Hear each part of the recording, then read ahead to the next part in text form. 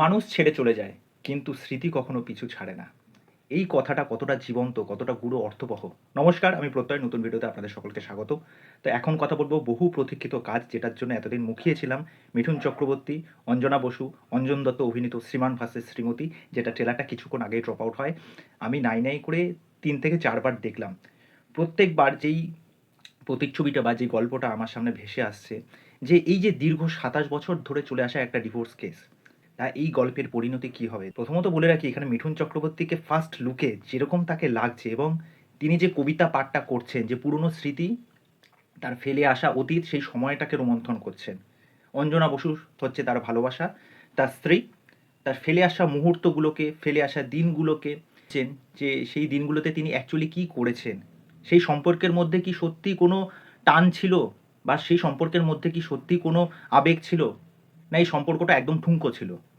তা যাই হোক, এখানে আমরা অঞ্জনা বসুকে দেখতে পাচ্ছি। এখানে অঞ্জনা বসু এবং মিঠুন চক্রবর্তী, আমার যতদূর মনে হচ্ছে, তাদের এই যে একদম ইয়ং বয়সটা, সেই বয়সের রোলটা প্লে করতে চলেছে সত্যম ভট্টাচার্য এবং রোশনি। ওকে, তা আমরা এখানে পরমব্রত চট্টোপাধ্যায় এবং মধুমিতা সরকারকেও দেখতে পাচ্ছি। তা যতদূর সম্ভব হয়তোবা এটা একটা অন্য কাপেল, যেটা হচ্ছে এখনকার সমাজে দাঁড়িয়ে। তা ট্রেলার দেখে এইটুকুনি বোঝা যাচ্ছে যে দুটো টাইমলাইনের গল্প হতে চলেছে। একদিকে হচ্ছে মিঠুন চক্রবর্তী, অঞ্জনা বসু, এবং অপরদিকে হচ্ছে পরমব্রত চট্টোপাধ্যায় এবং মধুমিতা সরকার। মানে সেকালের প্রেমের সম্পর্ক বা বৈবাহিক সম্পর্কের একটা সংজ্ঞা তুলে আনা হবে, এবং এখনকার সময়ে দাঁড়িয়ে প্রেমের সংজ্ঞা কী বা বিবাহের সংজ্ঞা কী, সেই বিষয়ের কথাটাও কিন্তু তুলে আনা হবে। যেই জায়গাটা প্লে করতে চলেছেন পরমব্রত চট্টোপাধ্যায় এবং মধুমিতা সরকার। আর কিন্তু ট্রেলার দেখে এই ধারণাটা বা এই আঁচটাই কিন্তু পাচ্ছি। এখানে মিঠুন চক্রবর্তীর মুখে যখন ওই কবিতার সংলাপটা যখন শুনছি, মনোলগে তিনি বলছেন, এবং মিঠুন চক্রবর্তীর লুকটা, মানে দেখেই না মনটা ভালো লেগে গেছে। এবং যখন ট্রেলারটা শুরু হচ্ছে, দেখবেন ইউজ ইয়োর হেডফোন না, কিন্তু ইউজ ইয়োর হার্ট ফোন, মানে হৃদয় দিয়ে বিচার করুন, হৃদয় দিয়ে উপলব্ধি করুন। বুঝতে পেরেছেন? তা এখানে অঞ্জনা বসুকে আমরা যেভাবে দেখতে পাচ্ছি, মিঠুন চক্রবর্তীর সাথে তাদের এই পেয়ারটা এত সুন্দর মানাচ্ছে। একটা জায়গায় আমার এই ট্রেলারের মধ্যে একটা জায়গায় দারুণ মজা লাগলো, সেটা আবার মানে এপিক মোমেন্ট, যেখানে পরমব্রত চট্টোপাধ্যায় মিঠুন চক্রবর্তীর ডিভোর্স সংক্রান্ত কেস নিয়ে কোশ্চেন তুলছেন।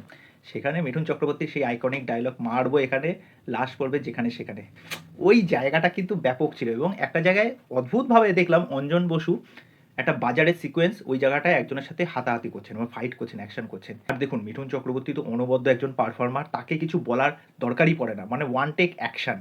ঠিক আছে, শুধু একটাই শট নেবে, সেই শটেই পুরো বাজিমাত করে দেবে মিঠুন চক্রবর্তী।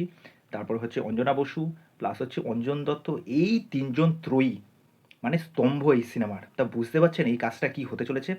আশা করি এই সিনেমার থেকে প্রচুর ভালো কিছু পাবো। গানগুলো খুব ভালো লাগছে, কেননা পেছনে ব্যাকগ্রাউন্ডে যে একটা গান শুনতে পাচ্ছি, সেই গানটাও কিন্তু বেশ ভালো লাগছে। যতদূর সম্ভব এটা কিন্তু অঞ্জন দত্তের গলাতেই মনে হচ্ছে। তো ওভারঅল এই টিজারটা আমার কাছে খুব ভালোভাবে ওয়ার্ক করেছে।